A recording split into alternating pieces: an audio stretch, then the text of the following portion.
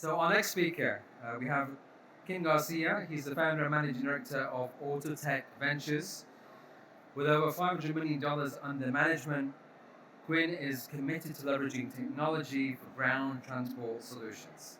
Having supported numerous mobility startups, his expertise spans business development, recruitment, fundraising, and competitive differentiation.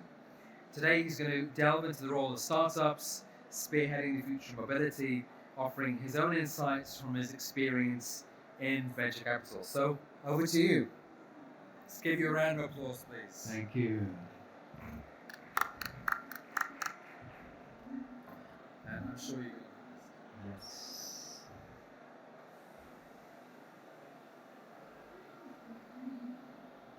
Hi, everyone.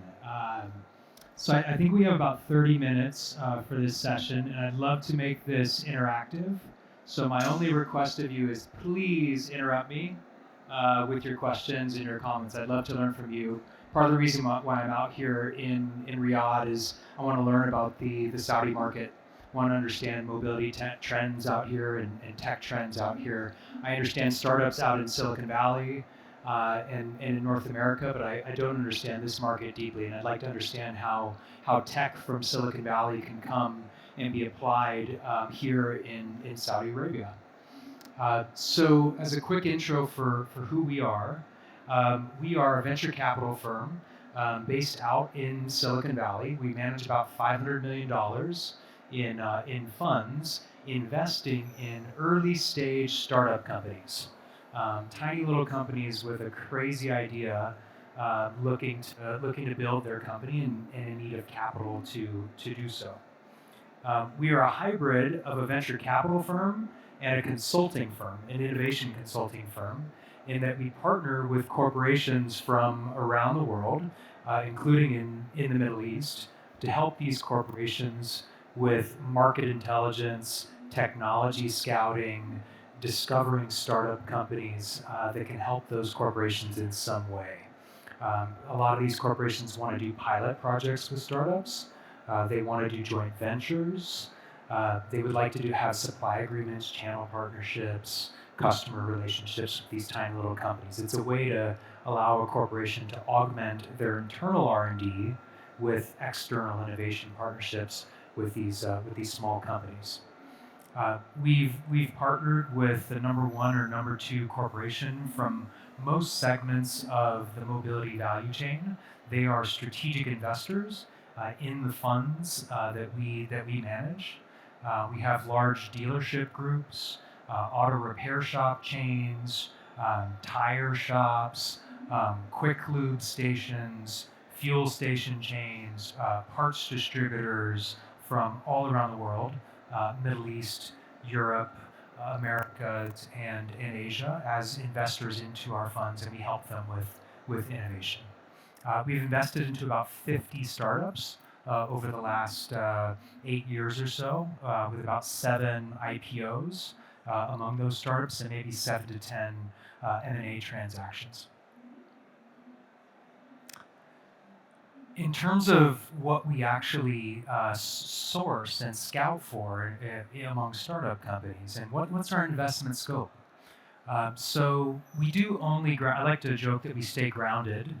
We do only ground transportation, nothing that flies, nothing that floats, things with wheels and tires that move people and goods along the ground is our focus. We are agnostic to vehicle type. Anything with wheels, so bikes, scooters, cars, trucks, motorcycles, mining vehicles, construction vehicles, and then all the services related to those things with wheels across their life cycle. And you can see all those in the green ring on the exterior, all those different types of services. So how do you manufacture vehicles? How do you retail them? How do you charge them? How do you resell or auction them, repair them, share them, all those different verbs that you see around the edge. We're looking for companies that have pain points related to all those verbs around the edge. And then we want to find startups from around the world that can help companies here in Saudi Arabia to address those pain points that they have. In terms of business models of these little startup companies that we invested in, you can see those in the center, right? So digital marketplaces, or SaaS businesses, software as a service businesses, fintech businesses, and then even deep tech businesses. Examples of deep tech include AI and computer vision and robotics and manufacturing automation. And then if you look across all of those different domains, sustainability and AI are really woven across and can be applied to all of those different types of pain points or verbs that you see up there. So let's talk about, and I'll get out of the way here so y'all can actually see this. Let's talk about some of the startups that we're seeing and trends that we're seeing. What are entrepreneurs trying to actually solve, right? And if you look across this slide, this shows that we've seen about 4,500 startup companies, all in ground transportation, across 2023, which was double what we saw in 2022. And the tech industry is actually supposed to be in a bit of a recession right now, isn't it? Right? So there's all these, there was a bubble that happened during COVID, and all these companies went public, and then a lot of them have been failing since then. And so that made me think that during 23, you should actually see fewer startups being formed. But the opposite was actually true. And as we dug into it, we started to realize all the tech layoffs that have happened at Google and Apple and Amazon and Tesla and Rivian and Lucid and Fisker that have happened over the last year or two have resulted in really talented people being without a job. And those talented people are starting up startups, and they're looking for funding to grow those startups. So the actual rate of startup formation has increased over the last year, even though we've been in a bit of a recession in the tech industry. Across different types of startups that have been formed recently, you can see here on the left a large increase in big data, AI, engineering, and manufacturing startup. That's been a really hot space recently. Everyone knows about OpenAI and all the hype that's around that, and there's really a lot of applications of AI, whether it be generative AI like OpenAI or other forms of AI to solve transportation problems. So a large increase in the number of startups formed there. And if you look at these other three segments, vehicle retail and aftermarket, supply chain logistics, and then vehicle tech, meaning technology that would go into a vehicle, those have remained fairly flat over the last year in terms of number of companies that have been formed. But if you then just dig into that first bar that I showed on the last chart, data, AI, engineering, and manufacturing startups, what are the different domains within data and AI, right? So you have training and cybersecurity, engineering, cognition, right? And a couple different things that I would point out here in terms of company formation and why this is happening. Why is there an increased number of data and AI startups? There's been some large successes among labor unions in the auto industry. So the UAW out in the United States was very successful at negotiating some very labor-friendly agreements, which has caused a reaction among a lot of the automakers in the United States to actually apply automation to automate those jobs, given the UAW is so successful at raising labor rates. There's also, everyone knows about this decoupling of China and the United States, and resultant nearshoring that's happening in the United States, and increased reliance on Mexico for manufacturing among the United States, and so that's actually also been causing a lot of investment into AI and automation. My colleague Ivy that you see there on the right, so she's an investor in AI. She's amazing, and her quote up there is, to implement AI, it's important to realize the situation is like Maslow's hierarchy of needs. Until your basic needs are met, you can't effectively deploy a solution. What does that mean? What she means there is, the first step toward actually implementing AI in your business is to have structured data. You need to take your physical processes in your business And you need to capture those physical processes as in a digital form, also known as structured data. So first you have to capture data about how your business is operating. Once you start to capture data, you have a data lake, and then you can start to analyze all of that data that you've captured to uncover patterns in that data. And you don't need AI to uncover those basic patterns. All you need is statistics and good old-fashioned multiple regression and very basic statistics, right? Once you've actually done that, and that's called analytics, right? After you've conducted analytics, then what Ivy's getting at is then you're actually ready to apply AI to automate conducting analytics, and then ultimately automate the actions you take in your business as a result of those analytics, right? So that's what she means by Maslow's hierarchy of needs.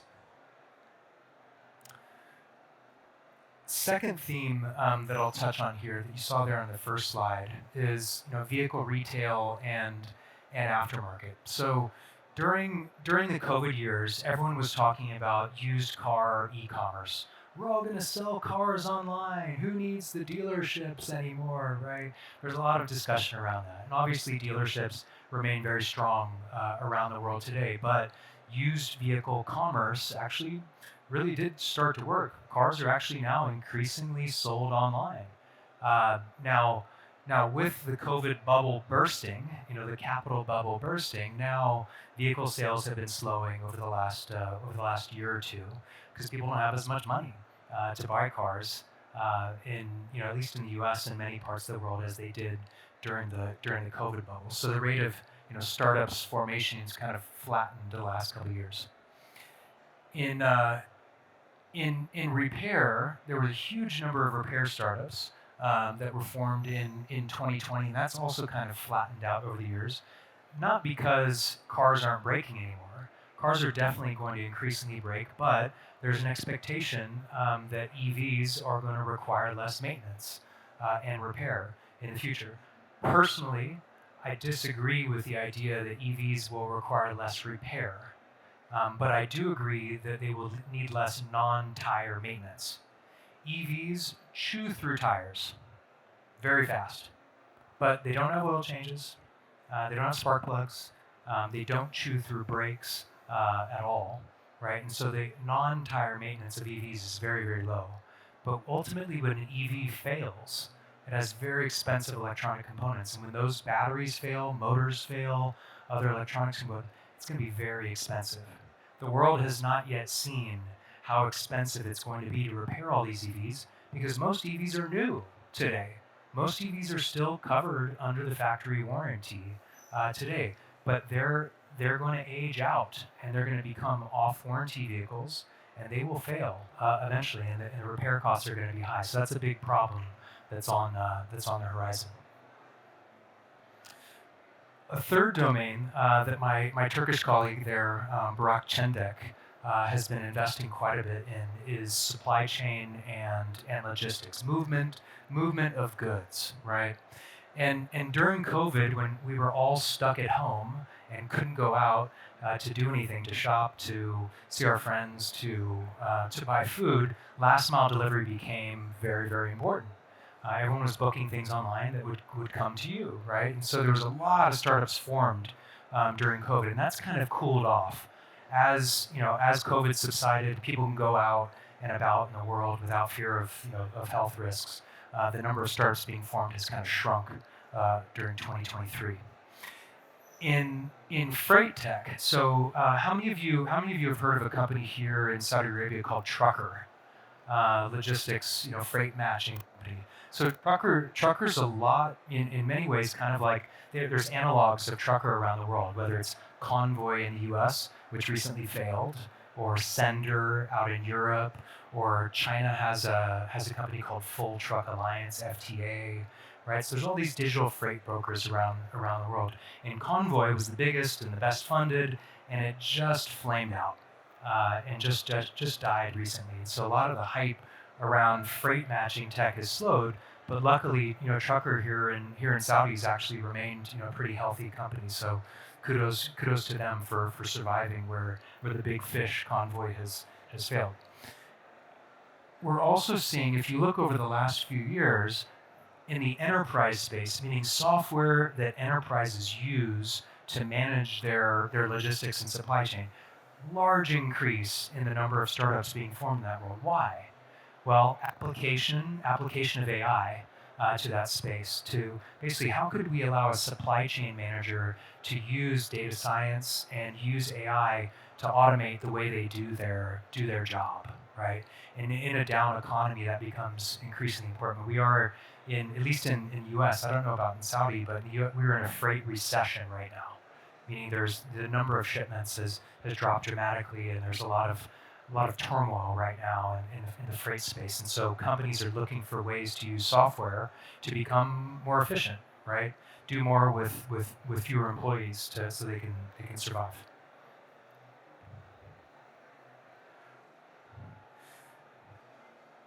And there you can see my colleague Alexei Andreev, who's been doing a lot of investing into vehicle technology, tech that goes into cars and trucks and other vehicles, and also infrastructure such as EV charging. And Alexei's comments over there, we see incremental improvements in vehicle tech and batteries, but nothing game-changing until we see a step change in battery chemistry. So what Alexei means there is lithium-ion batteries have been improving over the last 20, 30 years. And you can see the curve of their costs just dropping and dropping and dropping over time. So industry is doing a really good job of reducing the cost of vehicle batteries, right? But what's going to be that next step change? Is it going to be, are we going to go into some new type of electrochemistry outside of lithium-ion, or is there some other radical change that's needed to again drop the cost of EV batteries dramatically? And I don't know what that step change is going to be, but we're certainly looking for startups that are trying to enable that. If you look within vehicle tech and infrastructure, so connectivity startups have kind of tapered off. If you ask my opinion, most cars are connected today. Most new cars produced today are connected. They have telematics, right? And so actually connecting them isn't as big a problem as it was maybe a decade ago. So the number of startups working on that has declined.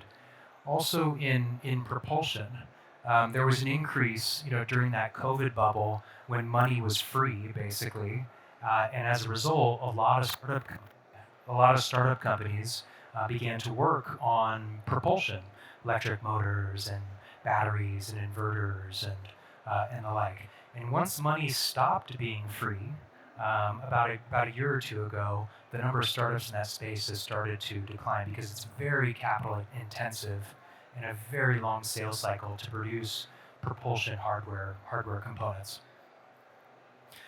And then I'll just touch on EV charging here at the bottom. There's a steady increase in EV charging startups, and I'm learning here about Saudi market, but I was learning today about even PIF here has invested into an EV charging infrastructure company, and there's a growing number of charging stations here in the kingdom, and a huge amount in the U.S. and in Europe of funding flooding into EV charging infrastructure. So a lot of startups in that world. So let me touch now on some startups that we have invested in, and I'll tell you a little bit about the investment thesis behind those startups. So quick poll for you guys. So how many of you do any work with auctions, auto auctions? Any of you do wholesale auctions? So a little bit of Six does obviously some work with auto auctions. So as we learned, Sixt has actually invested quite a bit into a bunch of Teslas in certain geos around the world, and Hertz also made a big investment into Teslas, and probably seen some of the news about Hertz selling quite a bit of those, and I think Sixt has sold quite a few as well. And if here in Saudi Arabia, I imagine you have traditional combustion vehicle auctions, and then also in, let's say, the U.S., you have huge auto auctions, Mannheim and Odessa and others, and Europe has a bunch as well. But there aren't really any EV auctions. So as EVs become used and they fall off of lease, or they get defleeted by Sixt or Hertz or others, right? Does the world need a wholesale auction for all these used EVs? Or do the legacy auctions that specialize in combustion vehicles, are those going to be sufficient? Right? We've decided to place a bet that yes, the world actually does need a used EV wholesale auction, because the traits of those vehicles, especially their battery cost, which is highly volatile, and their price, which is highly volatile due to the battery and due to the way Elon feels when he wakes up at 2 in the morning and tweets out a price change to the price of Tesla. So EVs have price volatility. They have this uncertainty around battery value, and then a lot of them also have software-defined features, meaning you can have full autopilot, enhanced autopilot, full self-driving. BMW even had some experiments around heated seats as a software-defined feature, which is not well appreciated by a lot of folks in the market. But the point is that some of these vehicles have software-defined features, and in order to value those features, you need to factor them in to the price that that vehicle sells at auction. This company was actually founded by the head of Tesla's remarketing division. So he ran the largest used EV wholesaling operation in the world, and he spun out of Tesla to start this company as an independent business. So another company also related to EVs, and what happens over their lifestyle, is this company Exponential Markets.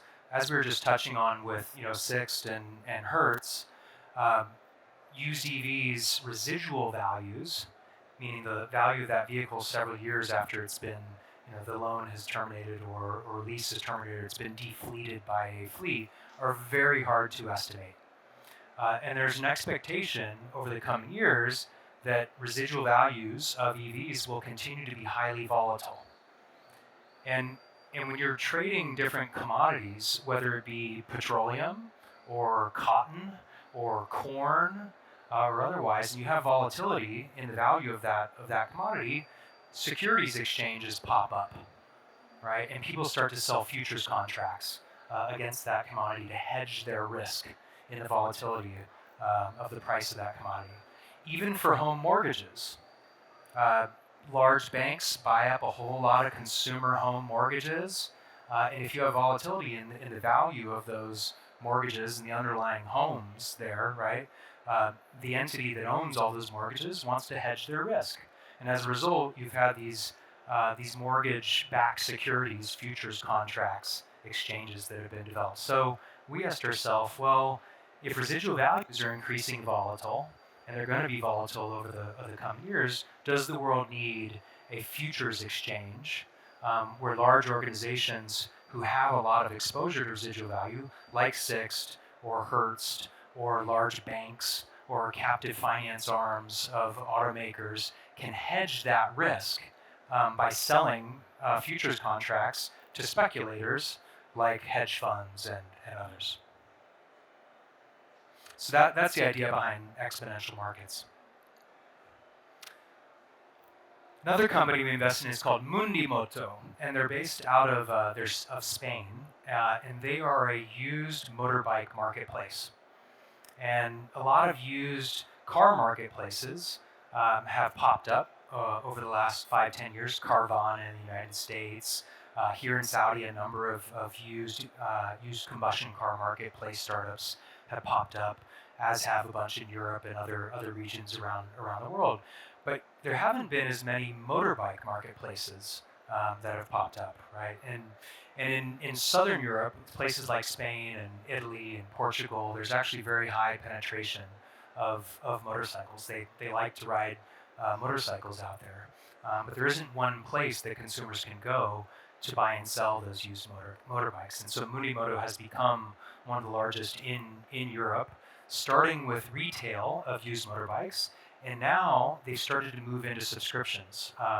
Another presenter was up here talking about how in Saudi Arabia there's this expectation, I think it was a deal, expectation of increased adoption of subscription-based services. And Mundimoto has seen that in the European market as well, that people actually want to subscribe to a motorbike for a matter of months or up to a year rather than own it themselves. Another trend that we've been tracking is fintech and lending tech for automotive and mobility. And there's a lot of consumers out there that have poor credit scores or no credit whatsoever. And those consumers are actually low credit risk, but for whatever reason, they just don't have a credit score. So what if you could take your car's title, you own your car outright, what if you could pledge that title to a credit card company, and in exchange, they give you a credit card. And you get a credit limit against the value of your car. So that's exactly what Yendo is doing. If you're a consumer who owns their car outright, you can give them your car title, and they'll give you a credit card for about 60% or so of the value of your car. And that allows that consumer to build up their credit and actually in the future become eligible for a traditional credit card or for so let's say a car loan. I don't understand the dynamics of consumer auto lending here in Saudi Arabia, nor credit cards, but at least in the United States, that's the dynamic. Because there's a lot of Americans who can't participate in our financial system, can't participate in our credit system, but actually really are low credit risk people. So how can we pull those people and invite them into the financial system? That's part of the mission for Yendo. This next company is actually not so much automotive, and I'm a former auto mechanic, and we're here at an automotive aftermarket and after sales show. But I wanted to show you this company because it's a pretty interesting concept that, if successful, could really change society. So what this company Hayden does is they install cameras. You can see right here on this bus, this forward-facing camera up here, looking out the windshield of that bus, and that camera is monitoring cars that are doing illegal things, and they're tracking cars that are blocking the bus lane, parked in the bus lane and slowing the bus down, or they're also tracking school buses if cars are illegally passing school buses that are letting children out, right? So big safety issue, and they issue citations automatically. So they snap the license plate of the violating car, and then they will send that to the government, and the government will mail a citation, a traffic ticket, to that consumer that had violated the law there, right? And in a lot of cities around the world, I think here as well in Saudi, but certainly in the United States, at intersections you have a lot of traffic cameras. Do you have a lot of cameras here at traffic lights where they'll snap a photo of your license plate? You do. How about on all the road segments between the intersections? Do they have cameras there? Not a little bit, maybe? A little bit on the overpasses? Yeah. Well, in a lot of nations around the world, the intersections are well covered by cameras, but the road segments between are not. They're more often covered by traffic police, cops. And you got to pay those police, and so what if we could actually use cameras on the road segments in between the intersections by mounting them on city buses? So it's a traffic enforcement solution, but then once you start having all these buses fitted with cameras, you now get a 3D visual map of all those road segments around the cities, and that opens up new opportunities for the government to be able to take that 3D rendering of their city and optimize traffic flow in their city and roadside parking and a variety of other things beyond just traffic police. So this company's actually started to enter GCC. So they succeeded in the US, they moved into Poland and a few European nations, and now they're partnering with some governments in GCC nations as well. So I'm really passionate about auto repair, and I don't know how we're doing on time, but hopefully we're okay. Just send me a signal if I'm going over.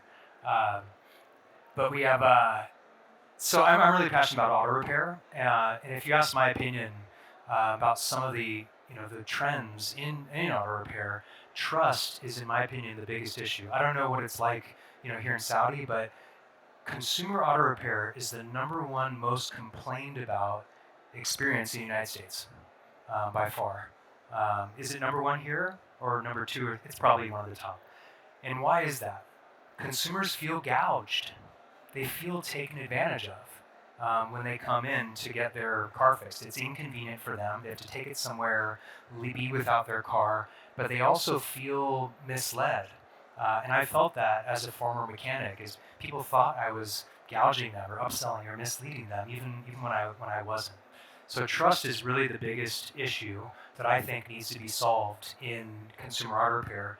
And I think the issue can be solved by eliminating information asymmetry, meaning the mechanic knows what's wrong with my car, but I, the consumer, don't, right? And if we could somehow empower consumers with the understanding of what's actually wrong with their car, also known as diagnosis or diagnostics, right, we could avoid that information asymmetry and hopefully increase trust between auto repairers and consumers. So we are investing in startups that are trying to solve this trust issue. The other key issue that was touched on by some of the other presenters up here today is specialized tools. So EVs have high voltage. You need high voltage training. You need high voltage tools to work on them. They are software defined, which means you diagnose them with a laptop and not with a wrench like I used to do, right? So you not only need these different tools, but you also need different skill sets. I was trained as a traditional mechanic working on old, gasoline cars back in the day, and as I got into EV diagnostics, it's completely different. You're using a laptop. You're doing a lot of research on the internet to figure out what's wrong. So the industry, in my opinion, needs to dramatically change or upskill the mechanics who work on these vehicles and use different tools to do so. Another company we've invested in is called Fixico. This company is a collision repair marketplace.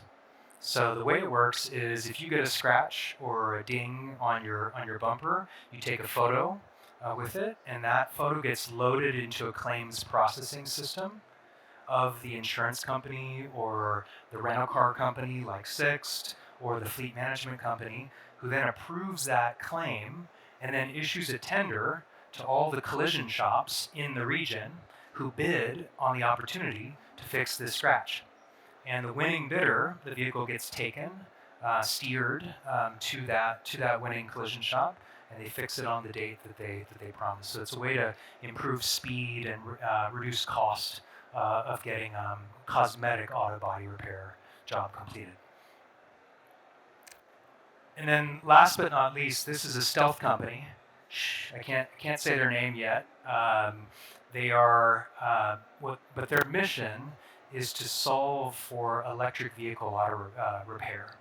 So all these EVs that are being produced today, around the world, whether it's Lucids here, or Teslas in the United States, or VinFast or Polestar or the legacy automakers, they're mostly in warranty right now. And so you take them to the dealer when they break, and the OEM pays, right? Those vehicles are going to fall out of warranty. Usually their warranties are 4 years for the body and chassis and 8 years for the propulsion system, roughly, right? They're going to fall out of warranty. They're going to move out of the hands of extremely wealthy people, and they're going to move into the hands of the middle class. And those people are going to become more cost sensitive, and those vehicles are going to fail. And when they fail, they're very expensive to fix. So what are we going to do about it, right? I think we need to find a way to make it cheaper to repair all of these electric vehicles that are eventually going to fall out of warranty. This is a $0 billion market today. It is a tiny market today. But it's mathematically, it's going to become a huge market and a huge problem in about 5 years from now in the United States, and perhaps here in Saudi in maybe 7 to 10 years, somewhere in that range. So we're trying to get ahead of that by creating a company that's going to allow for a trusting auto repair transaction between EV consumers and repairers by using software and to diagnose vehicles. Given EVs are all connected to the internet, given they're all software defined, why can't we start to diagnose them over the internet to give consumers a better experience? So that's all I had to share with you. Would love to open it up to any questions or comments. I don't know how much time we have, but if we do have time, Would love to hear your opinions. Where did I get it wrong? Please educate me about this market that you all are so expert in.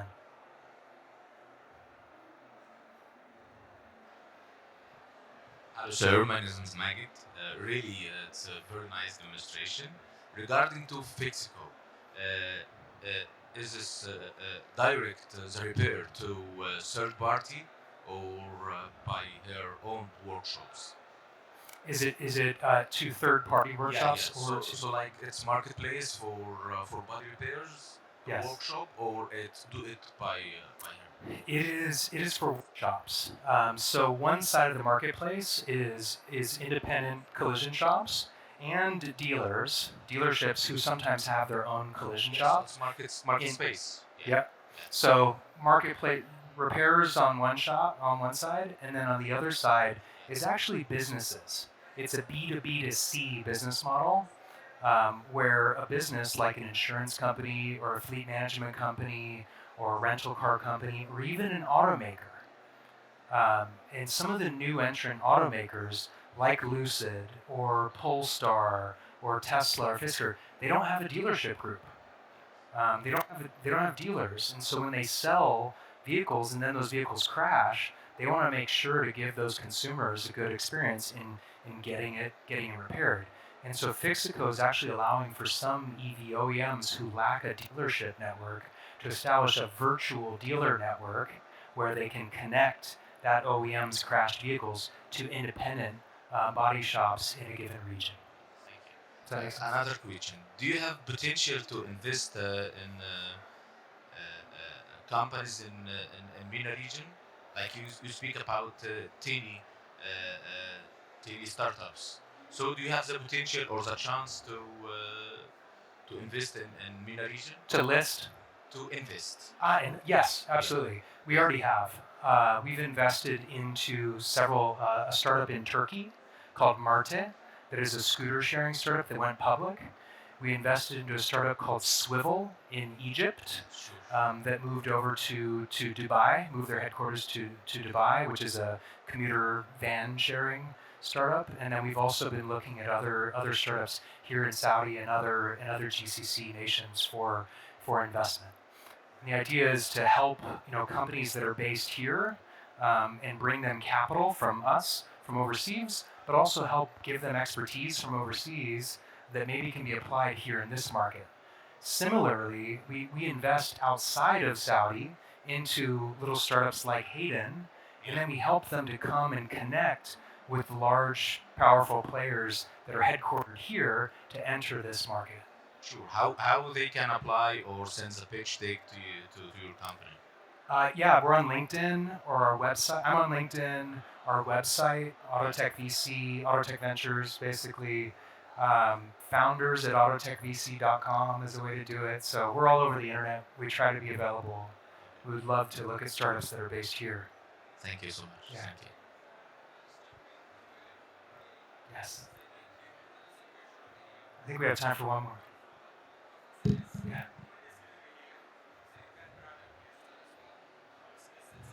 Yeah.